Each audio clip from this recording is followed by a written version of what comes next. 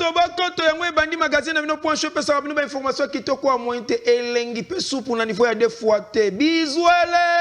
Bizwele zwele mbote Kinshasa, mbote Brazzaville, mbote mokili mobimba bisika na subozwa mi pona na magazine point show. Bon week-end na mawota na bino po awe zalaka. Show na show. Tofon la base na somo kola le samedi 15 juin 2024 avec Impact na idéologie pour nous revenir que la présidence kuna remise et reprise de Salema qui entre directeur ya cabinet ya Sikawe à Koti Anthony Kinzo pe na Guilain Nyembo azali directeur à cabinet sortant ou a commis vice-premier ministre ya plan avec Impact na idéologie et le canal ndenge ni bolanda reportage oyo ya Plamedi Tondo. Quelques signatures, les collègues à procès verbal, na échange, ya ba signateur, peko pesa na mbote, ya koseka, oezali, ya directeur ya cabinet, ya sika, ya chef de l'État, Anthony Kinzo, Kabwele, l'homme du Saint-Esprit, azwaki officiellement, fonction na yé, na mubange na cérémonie, ya remise et reprise, oyo, ezalaki, présidé par ya secrétaire général, ya présidence, ndi melanga ke oya kei ko gérer la planification ya programme ya mboka na gouvernement local la vice-premier ministre ya plan directeur sortant Guilain Nyembo oyo a remercié qui chef de l'État Félix Antoine Tshisekedi Tshilombo Fachi Béton le développement du système pena ba collaborateur na ye na ndenge batambolaki elongo. Nous avons vécu des belles histoires et remporté de bons combats et des combats dignes pour la République. Vous avez été d'un grand apport dans la réussite de toutes ces missions, avec un recueil des discours, un clin d'œil pour cette équipe.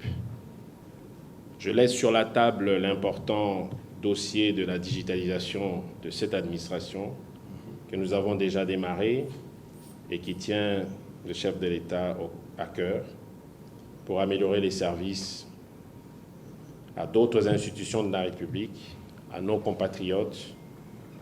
et aux différents partenaires de notre pays. Azalaki pe fidèle na conviction na ye pe na ndenge ya kosalela sala na ye. Pe directeur ya cabinet ya sika ya chef de l'État Anthony Kinzo Kabwele l'homme du Saint-Esprit ye pe na tour na etanga zwaki maloba asengaki na ba collaborateur na ye ya sika basala musala na ndenge sengeli pe mingi penza na bokebi nyonso avec impact na idéologie. Ma loyauté et toute ma déférence au président de la République. Arriver à cette fonction, ce n'est pas peu de choses. C'est certainement un arbitrage personnel, un arbitrage spirituel, un arbitrage politique. Mais ce que je voudrais dire à chacun d'entre nous, moi je mesure l'ampleur, je mesure ce que ça représente d'être directeur de cabinet du chef de l'État, mais en même temps c'est que ça représente d'être collaborateur du chef de l'État, comme la plupart d'entre vous êtes ici. Ça veut dire que c'est de la mesure, ça veut dire que c'est de la discipline. Je voudrais vous dire une chose, chaque fois que vous vous trouvez quelque part, vous représentez le chef de l'État, vous représentez le cabinet, vous représentez la fonction que vous portez. Alors je voudrais que chacun d'entre vous porte ce manteau partout où il sera et dans tout ce qu'il fera. Il y a un tableau de bord qui vous sera donné pour ce que j'appelle une sorte d'état des dossiers pour chacune des cellules. On voudra les avoir, on vous donnera probablement 5 jours ou une semaine. J'aurai une rencontre avec les différents directeurs de cabinet adjoints et j'aurai des rencontres avec chacune des cellules. On va s'asseoir, on va discuter, on va échanger, autant de temps que ça va prendre, mais chacun devra connaître ses dossiers. On va découvrir. Ce sera pour moi aussi un test pour chacun des CP et aussi pour chacun des conseillers. Et je vous en supplie. On se met au travail. De la même manière que vous avez travaillé avec Guila, vous allez travailler avec moi. J'ai besoin de vous. Après wana bazwaki tana bango na mopanzi pona kosolola elongo tête à tête na niveau ya deux fois te Guilain Nyembo na Anthony Kinzo Kabwele l'homme du Saint-Esprit. Pe simanango pe visite guidée et salamaki pona kotalisa ye ba service nyonso o ezali awa na présidence. Pe na suka na yango apesaki clé ya mituka to ya charroi pona directeur ya sika oyo azali kokumbela masolo Anthony Kinzo Kabwele l'homme du Saint-Esprit. Premier conseil des ministres, il y a gouvernement, Maman Judith Souminou Toulouka, Bondi Melanga, qui est salamaki avec impact idéologie, local et coïncida qui n'a anniversaire, il y a chef de l'État Félix Antoine Tshisekedi Tshilombo, il y a une ambiance, il y a deux fois, pour le reportage Oyo, il y a des mises Vemba.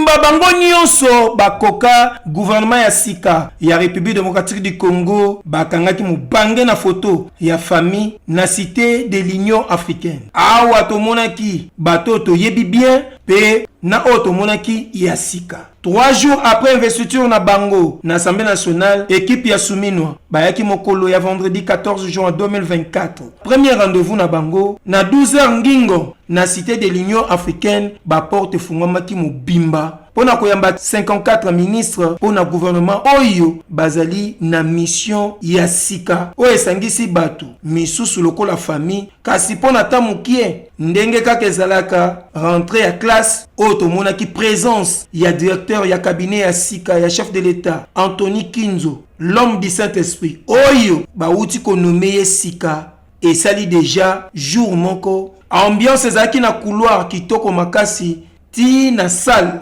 ya réunion au ministre moko avandaki na kiti na ye pe azwaki sika na ye. Tango président de la République akotaki na salle maboko ebetamaki kitoko makasi pona koyamba ye pe ye moko chef de l'État Félix Antoine Tshisekedi Tshilombo Fachi béton le développement du système apesaki moto moko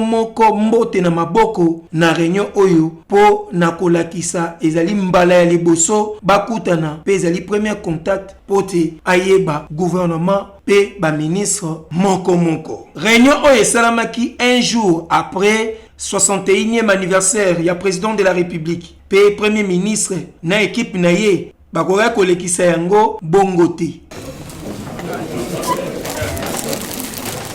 Voilà pour vous. Merci.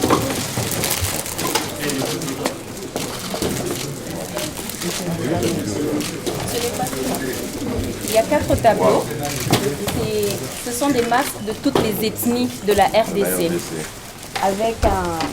une cartographie de tous les masques et les provinces. Ndimela ngaike rencontre oyo ezalaki occasion moko ya makasi pona président de la République ya koyebisa pe ko benda matoi na gouvernement mobimba babanda mosala pe ayebisaki bango nyonso ke basala nde mosala ndenge kaka premier ministre alobaki. Sortir de la réunion. Le chef de l'État, à cette occasion,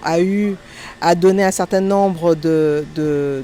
d'instructions, a rappelé à l'ensemble des membres du gouvernement, mais particulièrement aux nouveaux, la manière dont la gouvernance devait être menée. Nous sommes au service du peuple, au service du pays, et il faut que le travail commence. Après réunion à conseil, ndeba ministre tout musala siko et bandi avec un pacte na idéologie. Après conseil des ministres, Bolanda, réaction à premier ministre, Madame Judith Souminwa Tuluka, au expliqué Boyi. Ce 14 juin, c'est notre première réunion du Conseil des ministres avec le gouvernement que je suis appelée à diriger en tant que première ministre. Et ça a été l'occasion pour nous de renouveler nos remerciements au chef de l'État ainsi que par la confiance qu'il nous a octroyée en nous nommant.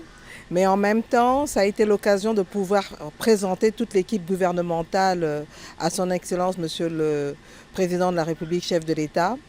Nous avons, au cours de cette réunion, eu une première prise de contact. Le chef de l'État, à cette occasion, a donné un certain nombre d'instructions, a rappelé à l'ensemble des membres du gouvernement, mais particulièrement aux nouveaux, la manière dont la gouvernance devait être menée. Nous sommes au service du peuple, au service du pays, et il faut que le travail commence. Donc on n'a pas voulu traîner après l'investiture du gouvernement. On a rapidement eu à faire cette première réunion dont le compte rendu sera fait par le porte-parole du gouvernement, et cela va nous permettre de démarrer rapidement le travail.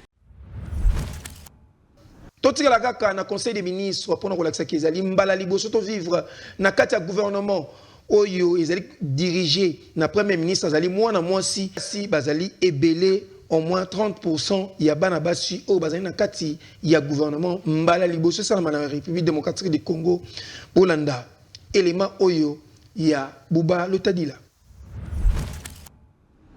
Eske na ndenge ya kilelo tozali na basi bakoka pona gouvernement ya sika oyo ezali kokumbama na premier ministre Mama Judith Suminwa Tuluka oyo aye ko marqué histoire na ye ya makasi pena mo pepe ya sika ya leadership politique na basi na République démocratique du Congo. Selon vision ya chef de l'État Félix Antoine Tshisekedi Tshilombo Fachi Béton le développeur du système. O bazali ko benga ye champion de la masculine positive et sengeli ko yeba ke eza vraiment capital pona représentativité ya basi na makambo nyonso ya société congolaise. O eza vraiment plus important na ndenge ezalaka te. Je voudrais d'abord rendre grâce à Dieu parce que par moments, lorsque nous nous battions pour la promotion des droits des femmes dans les instances de prise de décision, c'était un peu comme de la folie. Personne ne pouvait imaginer. Et mon rêve était d'avoir une femme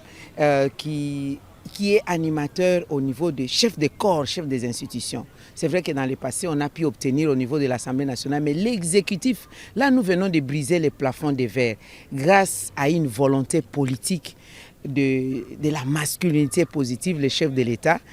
d'avoir nommé une femme premier ministre. Ezali na plus de 30%. Ya basi na kati ya gouvernement, ya sika, kambo ya parité, nano penza et comité, mais ezali clair que tozali na 6 femmes oyo bazali ba ministre, 3 ministres délégués, 4 vice-ministres, et 4 ministres d'État. Gouvernement Suminwa epesi vraiment opportunité na mwasi ayeba kolakisa ke azali na eloko na kati na ye ya kosala pour na développement pe na gouvernance na kati ya nation congolaise. On travaille pour servir son pays et je crois que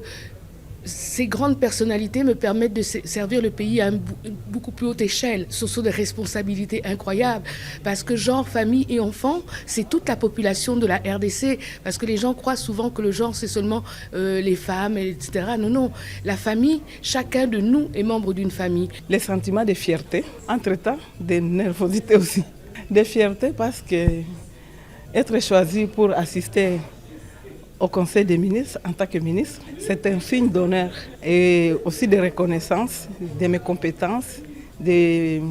ma loyauté et de mon engagement vis-à-vis de ma patrie. Et sengeli koyeba pe lisusu ke bazui ba poste moko clé lokola ministère ya affaires étrangères, enseignement supérieur, affaires sociales, jeunesse, paix, éveil patriotique. Oyo ezali occasion moko stratégique na nzela ya 6 piliers ya gouvernement ya ko contribuer na réalisation na yango ya 6 engagements ya président de la République Félix Antoine Tshisekedi Tshilombo. À côté de ça, le sens des responsabilités. Et aujourd'hui, le fait de se retrouver devant le chef de l'État qui a eu un discours assez clair sur ses attentes, qui en fait embrasse les miennes. Et donc voilà, c'est ce sens de responsabilité et cette envie vraiment d'impacter, que mon mandat soit vraiment un mandat qui va apporter un changement positif dans mon secteur. Très reconnaissante pour les orientations du chef de l'État que nous avons reçues et que nous allons prendre très au sérieux. Ce deuxième mandat sera dédié vraiment à consolider les acquis du premier mandat. Nous devons le faire avec sérieux, avec des principes de bonne gouvernance, de professionnalisme, tenant compte évidemment du fait que nous allons être évalués en tant que ministre en fonction de nos performances. Et je pense que le chef de l'État a été très clair là-dessus. Nabasango Mosusu Sengel koyeba ke le boss Jafar Amani 100% professionnel Ligno Kwatembe oyo asala musala na kitoko ayebi masolo ya DV Loterie yo mutu nanu otalisi ba résultat ya DV Loterie kimamba on asibia café Jafar pour kuna déjà prise en charge des allés assurer yango boss Jafar Amani asaisa ki mo bange na réunion na ba gagnant ya DV Loterie pour ba gagner une belé ya osaranate pour ba démarcher banda mbala moko kala mingi te bozomo na premier lot ezali ko kende paye mo ki nokutika bango bolanda reportage oyo ya Plamedi Tondo.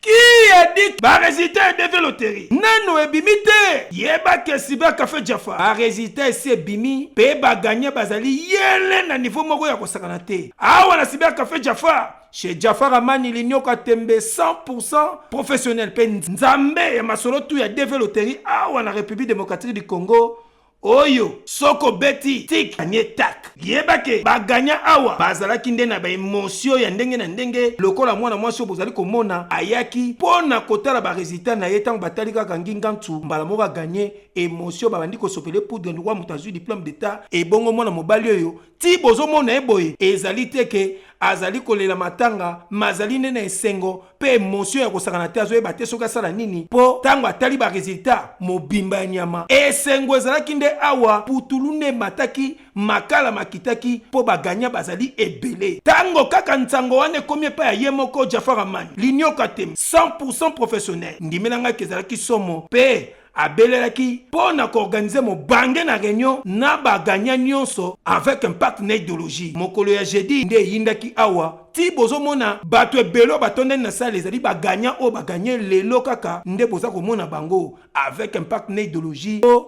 tango akotaki na kati atunaki wapi baganya yokeloko oyo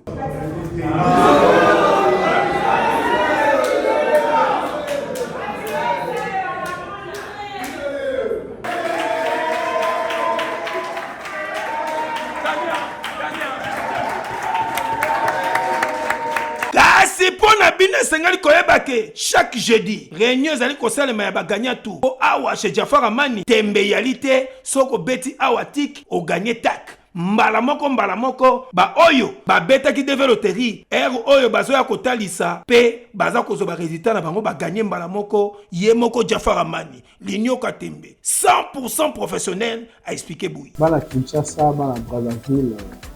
lelo cyber café Jafar toye pona kopesa bino nouvelle ba oyo ici déjà à moment oyo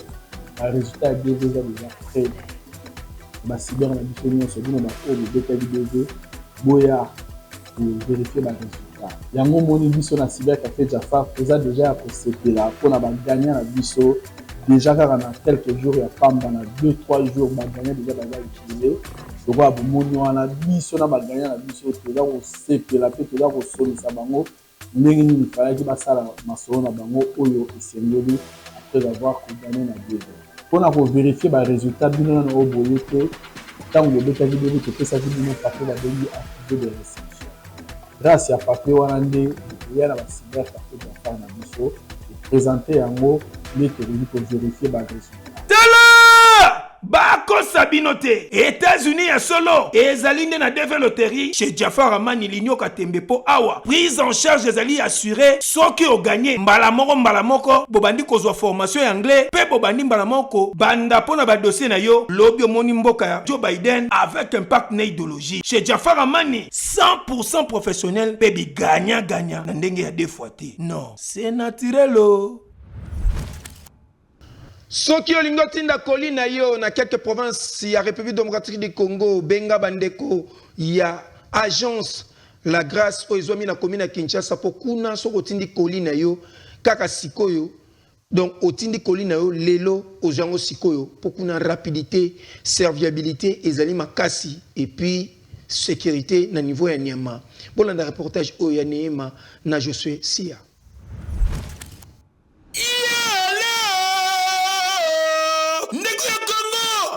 olingi otinda kolina yo na ba province a na kati ya République démocratique du Congo tala agence ya solo oyo ezali kosala musala na rapidité nyonso yango yo agence la grâce chez le président Atungu Stopira Jean bakisela ka mais c'est formidable oyo afandisa service ya fret kitoko na ba province na biso soki olingi otinda kolina yo na ba province ebele awa na République démocratique du Congo ezali se agence moko agence la grâce chez président Atungu Stopira Jean mais c'est formidable otie lelo ozwi sikoyo pona rapidité ya niama oyo bafandisa na ndenge ya mukete awa okotinda kolina yo na ba province pe na ba ville lokola Kindu, Goma, Kalima, Kisangani, Lubumbashi okozala mobimba otie lelo ozwi sikoyo oza mobimba agence la grâce chez président Atungu Stopira Jean mais c'est formidable ezwami na croisement des avenues isoke numéro 54 na avenue de l'école na commune à Kinshasa oza mobimba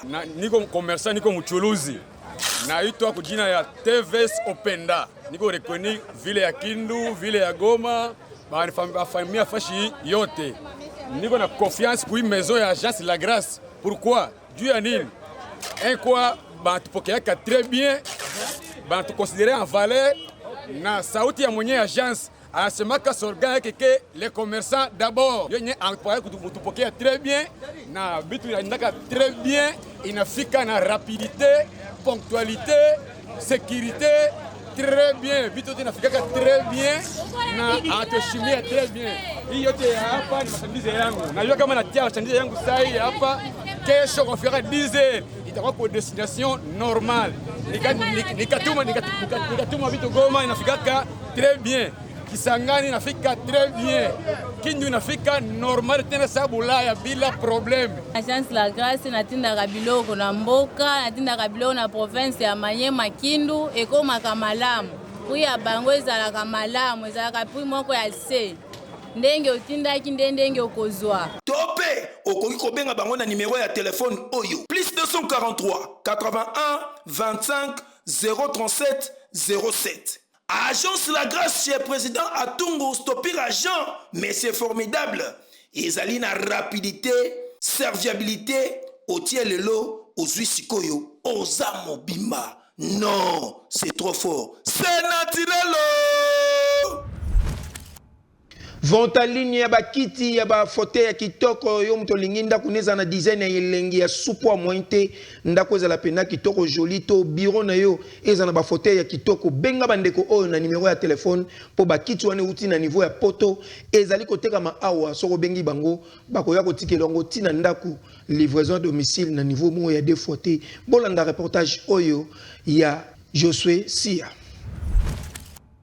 Mwana kini bendana mwana kini oyo alukaka luxe toujours na ndaku na ye oyo alukaka confort pe bureau na ezala kitoko joli bureau na ezala bakiti ya kitoko salon ya elengi soki mutu tu akoti tala confort ya nyama bakiti ya qualité supérieure tala ba fauteuil ya elengi ya nyekese pona bashika pe bato nyonso basaka na gunda kuna ezala bakiti ya kitoko pe elengi yangoyo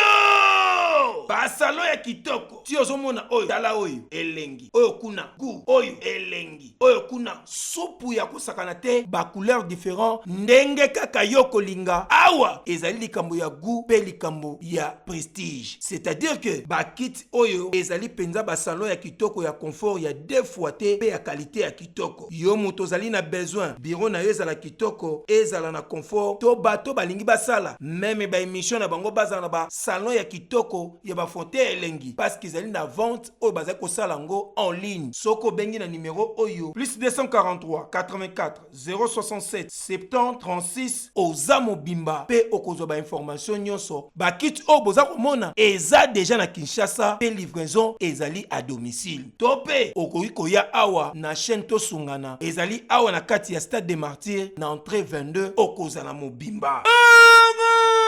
oyoki omoni ondimi ndeko na ngai yo moto olingaka gu olingaka prestige pe olingaka pote ala bakiti ya kitoko esengelo tya na ndako na yo yango oyo tolobaki te tolobi mona loin c'est naturel.